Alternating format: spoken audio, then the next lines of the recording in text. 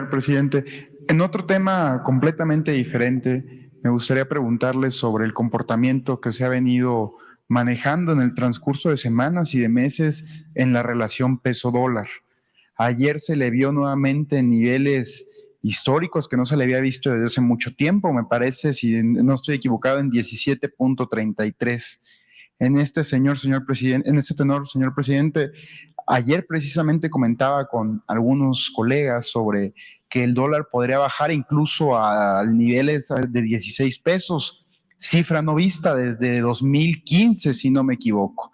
Entonces, presidente, preguntarle si ha tenido conversaciones con el secretario de Hacienda sobre el comportamiento y la relación entre el peso y el dólar. Y también, señor presidente, se ha expresado por parte de diversos intelectuales, de expertos en temas económicos, que este tipo de cambio puede afectar el comercio en México. Entonces, señor presidente, conocer precisamente si usted ha platicado esto con el secretario de Hacienda y cuál es su opinión de que el peso se esté fortaleciendo en niveles que no se haya visto desde hace mucho tiempo. Gracias. Bueno, en general nos ayuda, nos apoya. Por ejemplo, hay un porcentaje de la deuda externa que está contratada en dólares.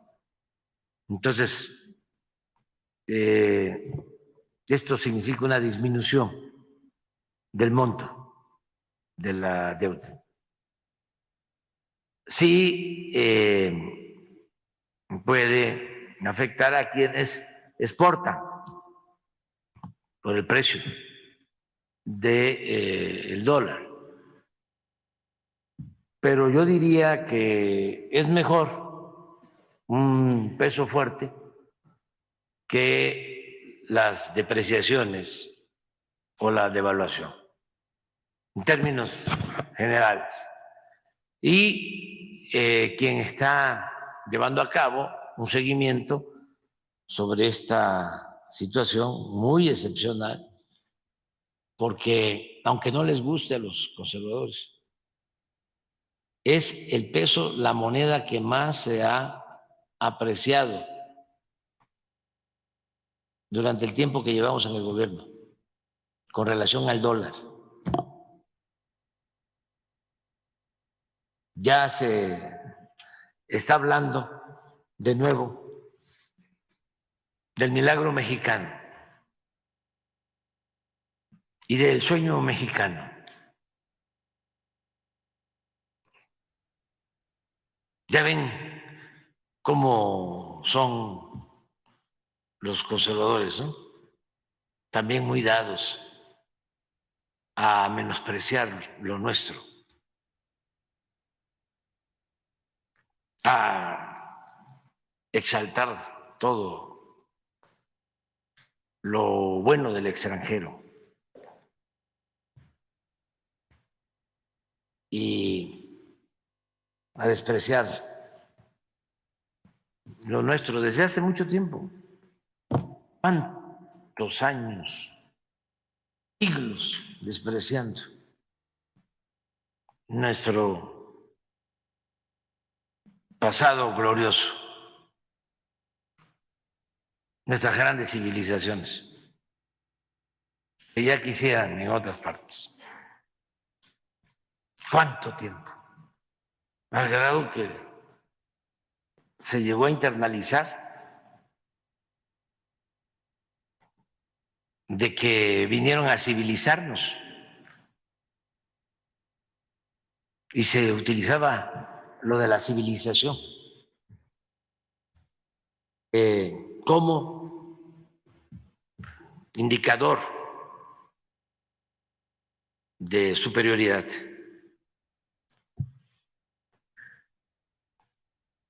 No estás civilizado. Y se usaba el término, el concepto cultura, vinculado a la educación, si acaso, al arte, a la pintura de Caballete, a la escultura. Pero no a las culturas de nuestros pueblos, con todo lo que implica la cultura, la lengua. Imagínense, ni siquiera decían que eran lenguas, dialectos. Las costumbres, las tradiciones, todo eso se veía y se sigue viendo con desprecio, de manera despectiva, una negación de nuestra grandeza. ¿Y por qué? Porque desde que nos invadieron, negaron que éramos parte de un pueblo heredero de grandes culturas y de grandes civilizaciones. Y tenían que justificar la invasión. Venían al saqueo, pero tenían que utilizar como justificación, como excusa, que nos trajeron la civilización.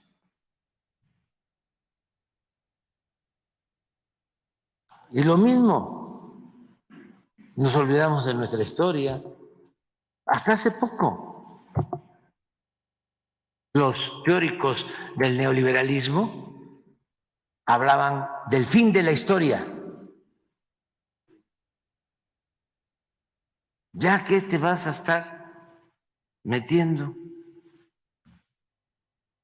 a analizar o a recordar o a revisar lo que sucedía antes, ve para adelante, olvídate del pasado.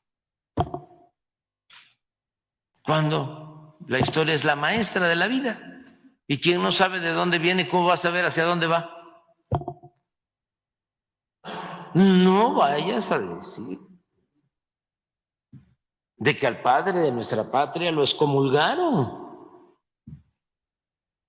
No digas de que el padre de nuestra patria fue asesinado y le cortaron la cabeza y le exhibieron en escarmiento 10 años en la plaza principal de Guanajuato, porque se atrevió a abolir la esclavitud o a proclamar la abolición de la esclavitud. Y eso no se lo podían permitir los poderosos. Y no estés pensando en eso.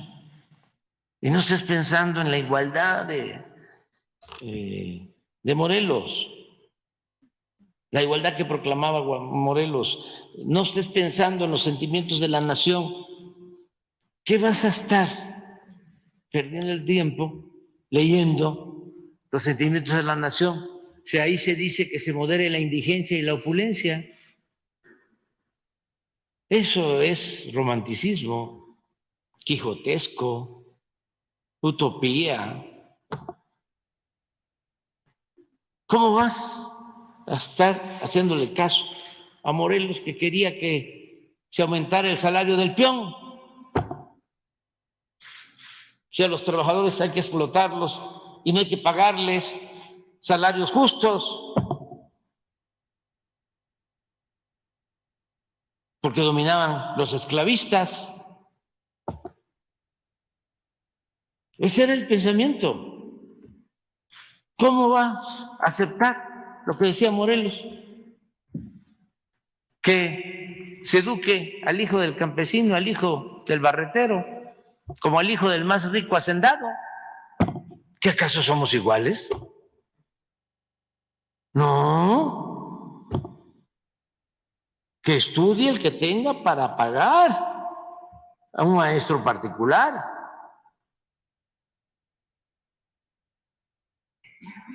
Además, unos nacieron con fortuna y otros, pues aunque quieran progresar, no van a poder. nacieron pobres y van a morir pobres. ¿Y cómo vas a estar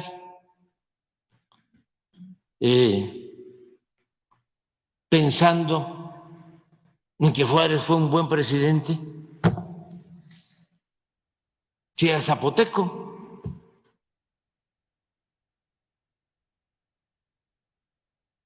No. ¿Cómo se va a comparar a Juárez con un monarca? La fina estampa de Maximiliano. Y así. Entonces, ese pensamiento pues caló profundo y pues ahora que hablamos de nuestro pasado glorioso, que se da a conocer la recuperación de una pieza olmeca de cientos, miles de años antes de la era cristiana, una obra de arte, y que damos a conocer todos los sitios arqueológicos de la gran nación maya, y que se exalta ese pasado. Y que hablamos de que no hay razas y que todo eso lo crearon para someternos. Y ahora que estamos hablando de que la democracia es el poder del pueblo, demos es pueblo, kratos es poder, poder del pueblo, y que las élites lo que quieren es que continúe no la democracia, sino la oligarquía, el dominio de una minoría con fachada de democracia. Pues por eso ahora la gente apoya, respalda al gobierno, se siente representada. Es su gobierno y nosotros no vamos a fallar. Y ofrecemos disculpas a nuestros adversarios, y ojalá y nos entiendan. Llegamos aquí con una misión: transformar a México. Y no vamos a dar ni un paso atrás, ni siquiera para tomar impulso. Se molestan que porque ahora vamos a elegir, o queremos que se elijan a los jueces, a los magistrados, a los ministros. ¿Cómo no vamos a querer que se elijan si el poder judicial está secuestrado, está tomado por la delincuencia de cuello blanco y por la delincuencia organizada? ¿Saben qué pasó ayer?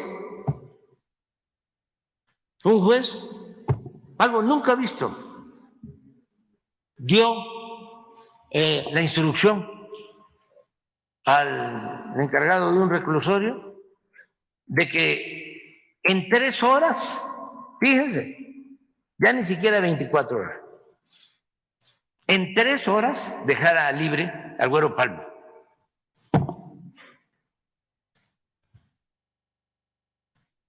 Ese es el Poder Judicial.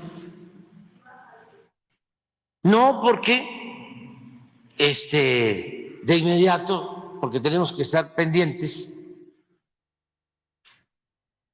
se avisó a la Fiscalía, hicieron una indagatoria y se encontraron otras acusaciones, otros delitos. Pero 3 horas. ¿Eso es correcto?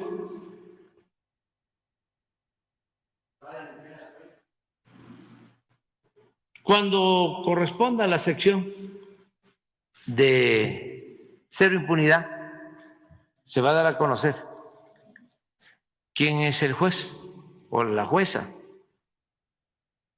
Y así muchas otras cosas. ¿Lo de qué? Igual, igual. Hay un juez que ha liberado como a 50 o a 60. Y ahora, con todo esto que se ha venido creando de que son independientes, autónomos y están empoderados y tienen el respaldo de Claudio X González y de los jurisconsultos salinistas. ¿Cómo se llama el abogado que fue procurador? No, ese también seguramente, pero el otro que es un teórico del derecho, Valadez, y el otro teórico, ¿no? Eminencia, Cosío, que no creen en el pueblo, no creen en el pueblo, están totalmente divorciados del pueblo. Qué bueno, aunque no les guste, que se le deje a la gente que elija. ¿Qué? No van a poder encontrarse 100 candidatos para ministros, mujeres y hombres, con nivel de doctorado, honestos, íntegros, verdaderos jueces, incorruptibles. ¿Que no hay 100? Porque están manipulando, ¿no? Dando a entender de que cualquiera va a ser ya ahora ministro. No. Cuando se elegían a los ministros en la época de Juárez y de Lerdo, habían requisitos. Se cumplen con todos esos requisitos, pero se busca lo mejor y que haya debates y que la gente sepa quiénes son, sus antecedentes. Además, como lo menciona don Daniel Cosío Villegas, no es lo mismo alguien electo por el pueblo que alguien impuesto por una élite, por una minoría. Estamos hablando de la impartición de justicia. ¿Por qué la justicia solo va a navegar en los mares de los potentados? ¿Por qué solo se va a castigar al que no tiene con qué comprar la inocencia? ¿Por qué un poder público va a estar al servicio de una minoría rapaz? Hay que limpiar.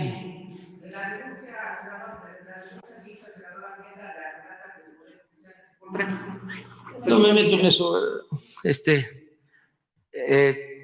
pero sí, y hay que ser muy respetuosos, pero hay que hablar. Nada de medias tintas y estarnos dorando la píldora. Mire, yo creo que podría llevarse a cabo este referéndum, este plebiscito. Sin embargo, hay que tomar en consideración de que es un asunto electoral. No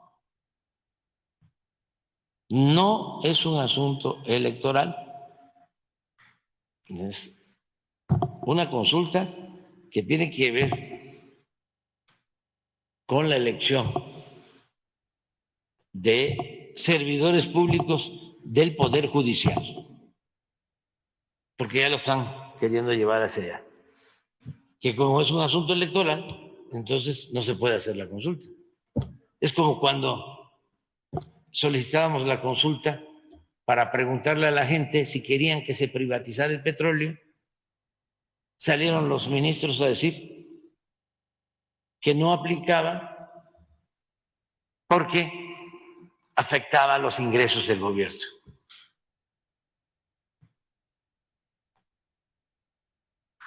Una chicanada.